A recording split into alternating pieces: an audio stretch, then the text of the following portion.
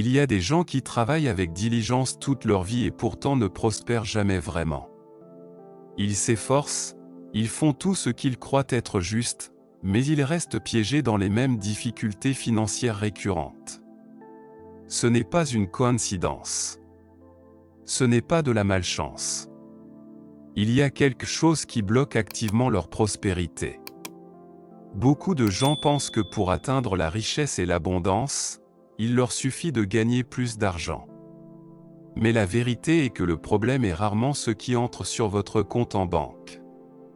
Le vrai problème est ce qui en sort, ce qui draine silencieusement votre vie, votre énergie et vos opportunités sans même que vous vous en rendiez compte.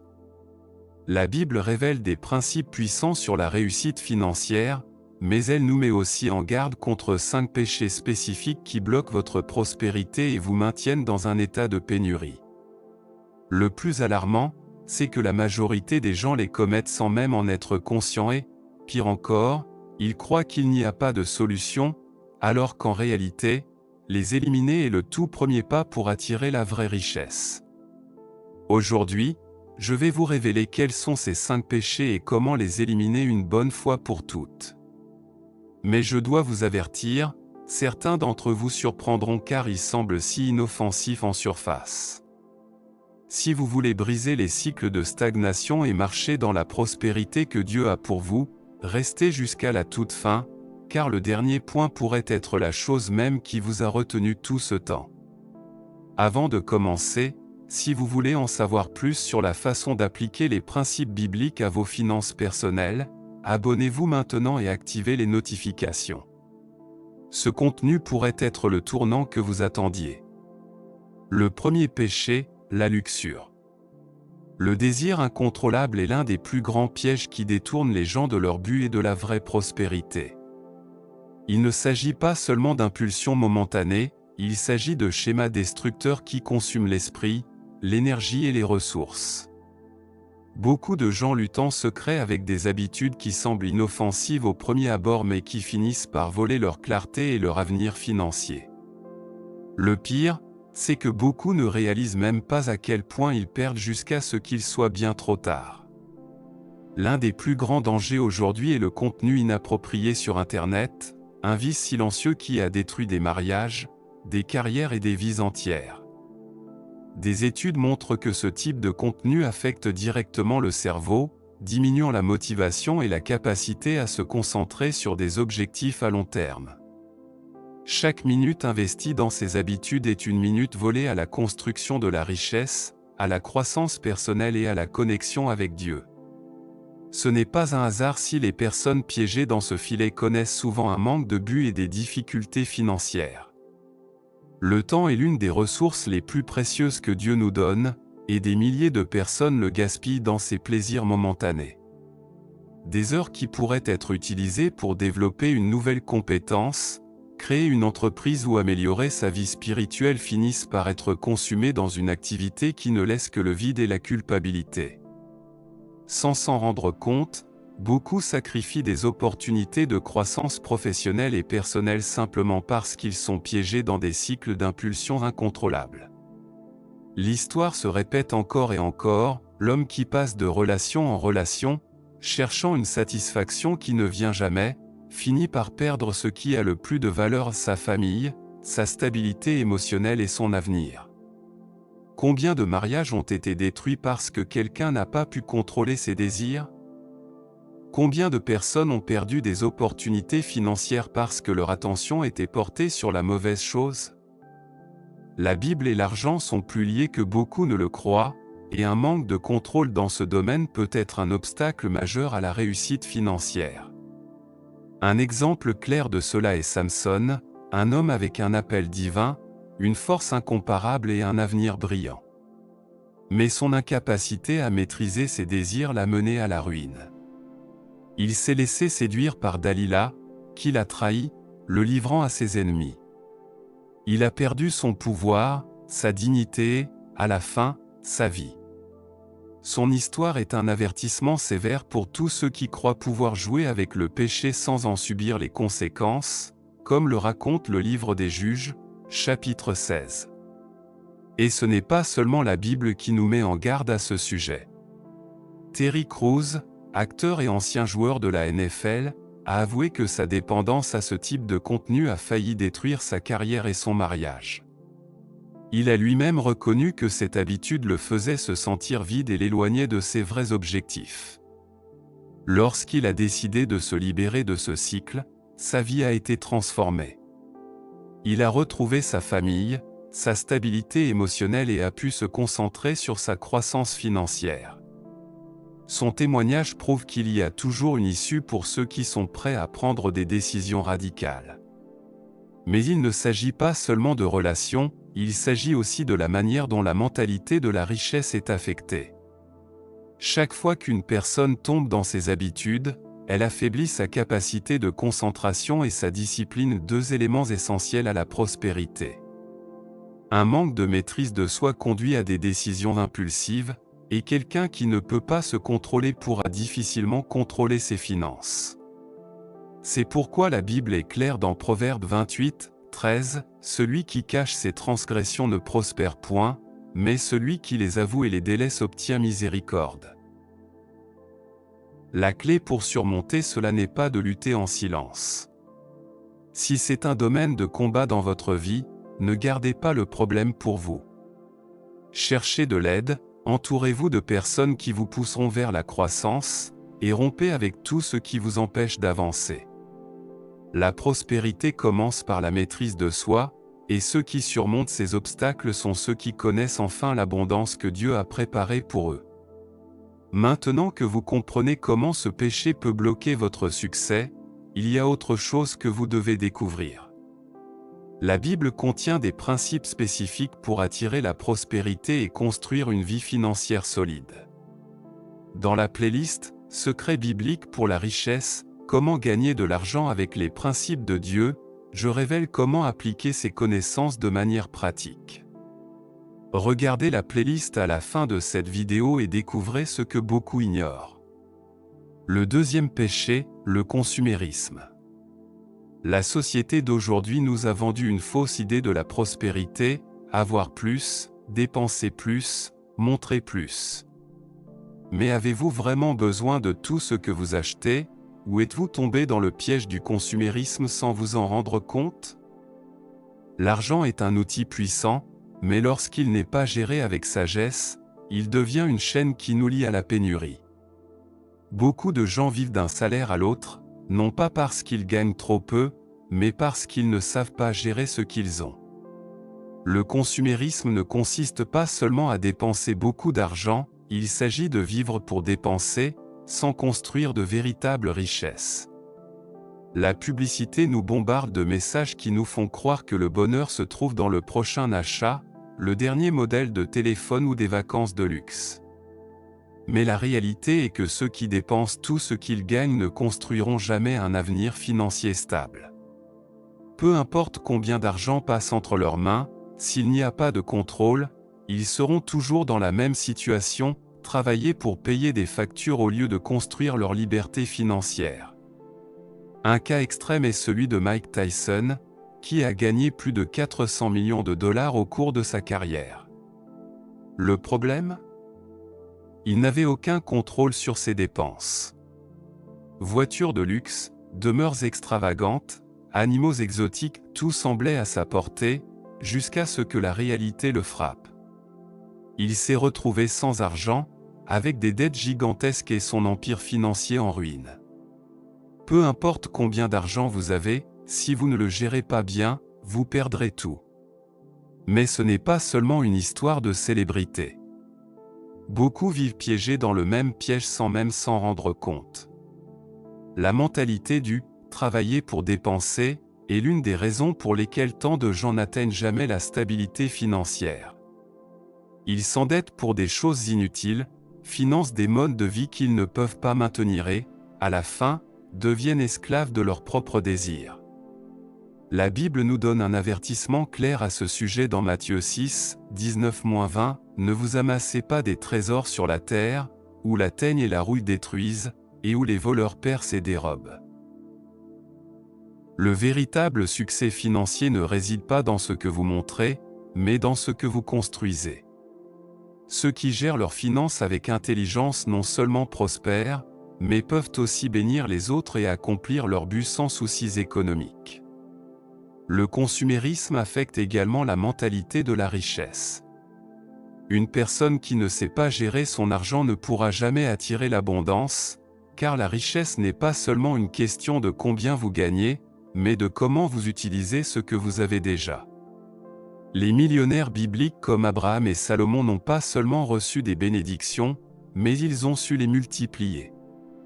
Si vous voulez grandir, vous devez apprendre à faire la différence entre ce qui est un investissement et ce qui est simplement une dépense émotionnelle. Le problème, c'est que beaucoup confondent la richesse avec l'apparence de la richesse. À quoi bon conduire une voiture de luxe si vous êtes endetté jusqu'au cou? À quoi bon prétendre avoir une vie que vous ne pouvez pas soutenir? La vraie sécurité financière ne vient pas d'avoir plus, mais de savoir gérer ce que Dieu a déjà mis entre vos mains. Les erreurs financières selon la Bible sont des avertissements que nous ne pouvons pas ignorer, car chaque décision financière a un impact sur notre avenir. Apprendre à gérer l'argent avec sagesse est l'une des clés de la véritable prospérité. Pendant que d'autres dépensent sans contrôle, vous pouvez prendre des décisions qui vous mèneront à un avenir solide. Et souvenez-vous de ceci, ceux qui vivent avec une discipline financière aujourd'hui seront ceux qui jouiront d'une vraie liberté demain. Le troisième péché, l'orgueil. L'orgueil est un ennemi silencieux qui a détruit des empires, des entreprises et des familles. C'est une attitude qui fait croire aux gens qu'ils n'ont pas besoin d'apprendre, de s'améliorer ou d'écouter des conseils. Beaucoup échouent non pas par manque d'opportunités, mais par manque d'humilité pour reconnaître qu'ils ne savent pas tout. Et voici le grand piège, plus quelqu'un s'enferme dans son propre orgueil, plus il lui est difficile de voir les erreurs qui le font sombrer. L'arrogance est l'un des plus grands blocages à la prospérité car elle empêche une personne de grandir. Ceux qui pensent tout savoir déjà arrêtent d'apprendre, et quand ils arrêtent d'apprendre, ils arrêtent d'avancer. Les personnes les plus prospères du monde, tant dans les affaires que dans la foi, sont celles qui maintiennent une attitude d'apprentissage constant. Si vous voulez construire une véritable richesse, vous devez développer la capacité de recevoir la correction et la sagesse des autres. L'un des plus grands exemples en est l'ancien président du Venezuela, Hugo Chavez. Son orgueil et son autosuffisance l'ont conduit à ignorer les avertissements économiques et à prendre des décisions qui ont fait s'effondrer l'économie de tout un pays. Au lieu de s'entourer d'experts et d'écouter des conseils, il a préféré imposer ses propres idées, ce qui a conduit des millions de personnes à la pauvreté. Son histoire nous rappelle que l'arrogance peut détruire même ceux qui semblent les plus puissants. La Bible nous donne un exemple similaire avec le pharaon d'Égypte. Moïse l'a averti à plusieurs reprises de laisser partir le peuple d'Israël, mais son orgueil l'a conduit à défier Dieu. Son entêtement a attiré des fléaux sur sa nation, a détruit l'économie égyptienne et s'est terminé par la perte de tout. Son histoire est la preuve que l'arrogance non seulement nous éloigne des gens, mais aussi de la bénédiction de Dieu. Proverbe 16h18 nous avertit, l'orgueil précède la ruine, et l'arrogance précède la chute. Ce verset montre clairement que l'orgueil n'est pas seulement un problème d'attitude, mais une bombe à retardement qui, tôt ou tard, explose. Beaucoup ont perdu des entreprises, des mariages et des opportunités simplement parce qu'ils n'ont pas voulu écouter ou admettre qu'ils avaient tort.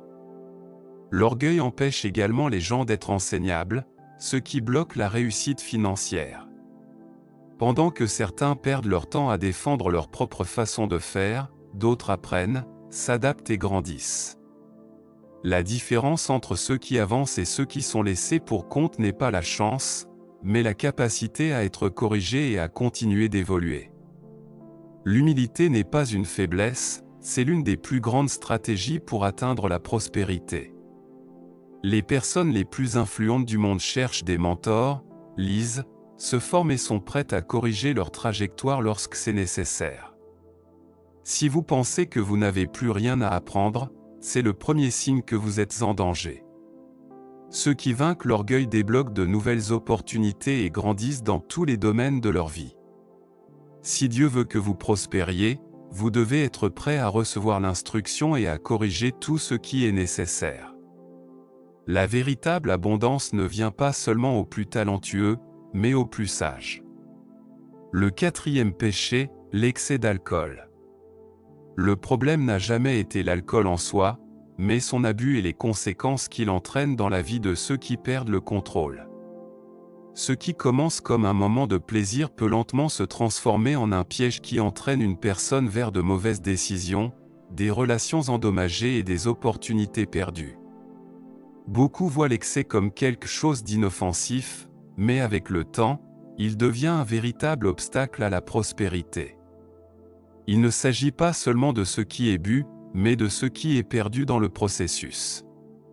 L'autodestruction ne se produit jamais du jour au lendemain, mais par de petites habitudes qui, avec le temps, volent la clarté et le contrôle sur sa propre vie. Un mauvais jour se transforme en un verre en une habitude, et avant que la personne ne s'en rende compte, elle a développé un schéma de dépendance. Le problème est que plus ce comportement est normalisé, plus il devient difficile d'en sortir. Et cela n'affecte pas seulement la santé, mais aussi la stabilité émotionnelle, professionnelle et financière. Nous avons vu d'innombrables cas de personnes talentueuses avec de grandes opportunités qui ont tout perdu parce qu'elles ne savaient pas fixer de limites.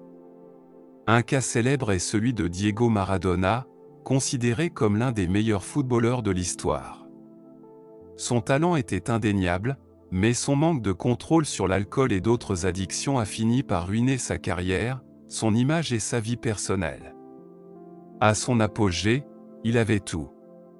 À la fin, il était entouré de problèmes juridiques, de scandales et de dégradations physiques. Mais il n'est pas nécessaire d'être une star du football pour tomber dans ce cycle. Beaucoup de gens travaillent dur toute la semaine puis dépensent une part importante de leurs revenus en fêtes, en boissons et en excès. Au début, cela semble normal, mais avec le temps, ils commencent à remarquer que l'argent manque toujours, que la productivité diminue et que les opportunités de croissance stagnent.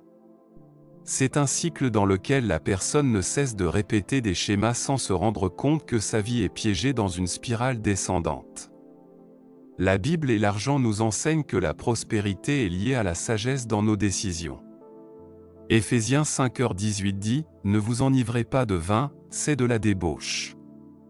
Soyez, au contraire, remplis de l'esprit. » Ce n'est pas une restriction sans signification, mais un principe de vie. Dieu veut que nous vivions avec clarté, avec maîtrise de soi et avec la capacité de prendre des décisions qui nous mènent à l'abondance. Tout ce qui devient incontrôlable finit par nous contrôler. Quand une personne permet à une habitude de dominer sa vie, elle cesse d'être le maître de ses propres décisions. La vraie prospérité n'est pas seulement financière, mais aussi mentale, émotionnelle et spirituelle. Pour grandir dans tous les domaines, il est nécessaire de savoir quand dire « assez » et de reprendre le contrôle de sa vie. Ceux qui y parviennent découvrent que leur concentration et leur capacité à atteindre leurs objectifs changent radicalement. Si vous sentez qu'un domaine de votre vie est devenu incontrôlable, vous n'êtes pas seul. Dieu vous a donné la capacité de reprendre la maîtrise de vos décisions et de marcher vers un avenir meilleur. Ne laissez pas des habitudes destructrices vous priver de l'opportunité de connaître l'abondance qu'il a pour vous. Il est temps de faire un pas ferme vers une véritable transformation. Nous avons vu comment Dieu a restauré des vies et des familles par la prière. Si vous faites face à des difficultés dans vos finances, votre santé ou tout autre domaine de votre vie, laissez-nous votre demande dans les commentaires. Nous croyons que Dieu peut accomplir un miracle dans votre vie, et nous sommes là pour vous soutenir dans la prière. Le cinquième péché, la paresse. Quand on parle des barrières à la prospérité, peu de gens considèrent la paresse comme l'une d'entre elles. Cependant, le manque d'action et de discipline a été responsable de plus de rêves frustrés que n'importe quel autre facteur externe. Peu importe votre talent ou vos connaissances, si vous ne bougez pas, rien ne changera. Beaucoup attendent le moment parfait pour commencer, mais la vérité est que ceux qui réussissent n'attendent pas, ils agissent, même quand ils n'en ont pas envie. L'un des mensonges les plus dangereux est la croyance qu'un jour il y aura plus de temps ou qu'à l'avenir il y aura moins de difficultés pour commencer. Mais la réalité est que le temps ne s'arrête jamais, et chaque jour que vous passez à procrastiner est un jour de plus loin de la vie que vous pourriez construire. Les opportunités n'attendent pas ceux qui hésitent, elles se présentent à ceux qui sont préparés et prêts à les saisir. Dans la parabole des talents, Jésus raconte l'histoire d'un homme qui a donné différentes sommes d'argent à ses serviteurs avant de partir en voyage. 2 d'entre eux ont investi et multiplié ce qu'ils avaient reçu. Mais un, par peur et par paresse, a simplement enterré son talent dans le sol et n'en a rien fait. Lorsque le maître est revenu, il a vivement réprimandé le serviteur paresseux et lui a enlevé ce qu'il avait, le donnant à celui qui avait été diligent, comme le raconte Matthieu 25, 14-30. La leçon est claire, Dieu ne récompense pas l'inaction. Cette histoire est encore réelle de nos jours. Combien de personnes ont laissé passer des opportunités simplement parce qu'elles n'ont pas agi? Combien ont regardé les autres grandir pendant qu'elles continuaient à reporter leurs plans? Le temps perdu ne se rattrape pas, et l'avenir dont vous rêvez ne viendra que si vous êtes prêt à travailler pour l'obtenir. La Bible est claire dans Proverbe 6, 6-11 quand elle dit « Va vers la fourmi, paresseux, considère ses voies, et deviens sage. » Les plus petits animaux travaillent sans que personne ne les force car ils comprennent que l'effort d'aujourd'hui garantit l'abondance de demain. Si nous voulons connaître une véritable mentalité de richesse, nous devons apprendre d'eux et agir sans attendre que les conditions soient parfaites. Voici la vérité que personne ne veut entendre, le talent sans effort ne vaut rien. Vous pouvez avoir de grandes idées, des rêves incroyables et des promesses divines sur votre vie, mais si vous ne bougez pas, vous ne verrez jamais de résultats. La différence entre ceux qui réussissent financièrement et ceux qui n'y parviennent pas ne réside pas dans la chance, mais dans la discipline et le travail constant. Dieu bénit l'effort, la constance et la fidélité dans les petites choses. Maintenant que nous comprenons l'importance d'agir avec diligence et détermination, je veux que vous fassiez quelque chose de symbolique ici dans les commentaires. Écrivez cette déclaration prophétique comme un acte de foi, mes actions, alignées avec Dieu, me mènent à la prospérité. Écrivez cette phrase dans les commentaires comme un signe d'engagement envers vous-même et votre avenir. Rappelez-vous, l'écrire n'est pas seulement une déclaration, mais un pas pour transformer votre mentalité et marcher vers ce que Dieu a préparé pour vous. Maintenant que vous connaissez les 5 péchés qui bloquent votre prospérité, la question est, qu'allez-vous faire de cette information? Savoir ce qui nous empêche d'avancer ne sert à rien si nous ne prenons pas de décisions concrètes pour changer. Dieu a déjà établi des principes de succès dans sa parole, mais il ne fera pas pour vous ce qui vous incombe. Toute grande transformation commence par une décision. Samson aurait pu garder sa force s'il avait maîtrisé ses pulsions. Mike Tyson aurait pu assurer sa fortune s'il avait contrôlé ses dépenses. Maradona aurait pu prolonger son héritage s'il avait été plus sage dans ses choix. Mais le passé ne peut pas être changé. Ce que vous pouvez changer, c'est votre avenir. Si l'un de ces points a parlé à votre cœur, ne gardez pas cela pour vous. Laissez-nous votre sujet de prière dans les commentaires. Nous voulons intercéder pour vous et marcher avec vous dans ce processus de croissance. Vous n'êtes pas seul. Dieu vous a appelé à la prospérité, et le premier pas est d'aligner votre vie sur ses principes. De plus, je veux que vous preniez un engagement ici et maintenant. Écrivez dans les commentaires, mes actions, alignées avec Dieu, me mènent à la prospérité. Cet acte de foi n'est pas seulement symbolique, mais une déclaration prophétique sur l'avenir que vous construisez. Lorsque vous écrivez et déclarez quelque chose, vous commencez à lui donner forme avec vos pensées et vos actions. Et si vous voulez apprendre à appliquer ces principes de manière pratique et profonde, je vous invite à regarder la playlist « Secrets bibliques pour la richesse, comment gagner de l'argent avec les principes de Dieu ». Vous y découvrirez des stratégies encore plus puissantes pour transformer votre vie financière selon la Bible. Ne manquez pas cette opportunité. Le lien apparaîtra à l'écran à la fin de la vidéo. Si ce message a eu un impact sur votre vie, ne le gardez pas pour vous. Partagez cette vidéo avec quelqu'un qui en a besoin. Donnez-lui un j'aime et abonnez-vous pour recevoir plus d'enseignements sur la manière d'appliquer la sagesse biblique dans vos finances. Que Dieu vous bénisse dans tous les domaines de votre vie et vous guide à chaque pas vers la prospérité.